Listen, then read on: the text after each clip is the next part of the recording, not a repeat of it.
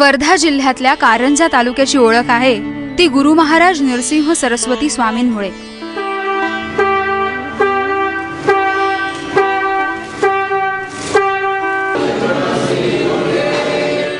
नरसिंह स्वामींचं हेच संस्थान कारंजाचं ग्रामदैवतही आहे।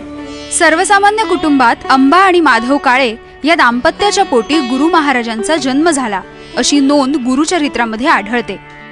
श्री नरसिंह सरस्वती स्वामी महाराज जन्मानंतर 7 वर्षांचे होईपर्यंत काहीच बोलत नव्हते। तसंच त्यांच्या वाणीतून ओंकाराचा नाद येत होता असाही उल्लेख आढळतो। तसंच नेहमी येणारी सगळी जी भक्त आहेत सगळ्या देशातून विदेशातून सगळ्या ठिकाणी या ठिकाणी इथले भक्त येतात। त्या भक्तांच्या सगळ्या देणगीवर हे एवढं मोठं मंदिर चालतं आणि ह्या मंदिराची समाज उपयोगी किंवा कारंजामध्ये आमच्या कारंजाची खरी ओळख ही नरसिंह सरस्वती स्वामी महाराज आणि गुरु मंदिरच आहे। स्वामी महाराजांचं हे जन्मस्थान बरीच वर्ष अज्ञात होतं। जनसामान्यांना याची माहिती नव्हती। वासुदेवानंद सरस्वती स्वामी महाराज यांनी हे स्थान प्रकाशात आणलं। पुढे ब्रह्मानंद स्वामी यांनी 1934 मध्ये महाराजांच्या जन्मस्थळाजवळ गुरु मंदिर बांधलं आणि मंदिराचा कारभार कसा असावा याची घटना लिहिली। त्यानुसार या संस्थानाचा कारभार सुरू आहे। दर गुरुवार, शनिवार, एकादशी, दत्त जयंती, महाशिवरात्री निमित्त भजनाचा कार्यक्रम होत असतो।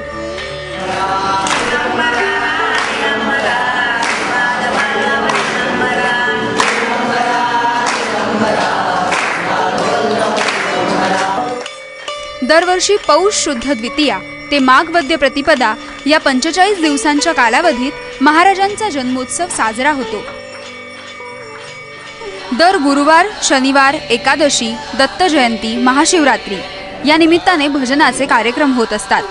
दरवर्षी पौष शुद्ध द्वितीया ते माघ वद्य प्रतिपदा या 45 दिवसांच्या कालावधीत महाराजांचा जन्मोत्सव होतो।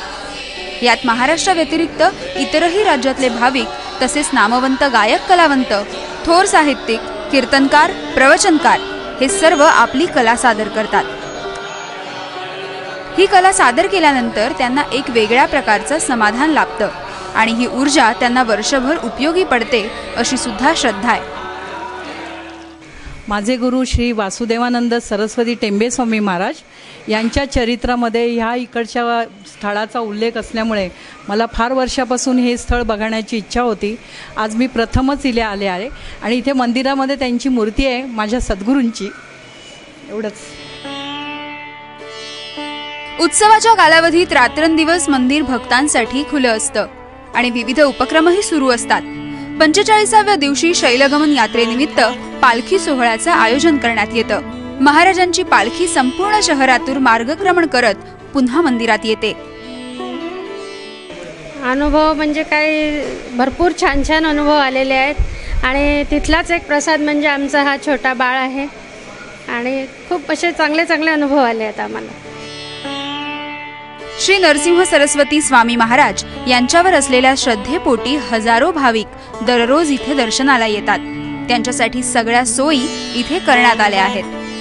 प्रणय निर्माणसह ब्युरो रिपोर्ट, ABP माझा, वर्धा।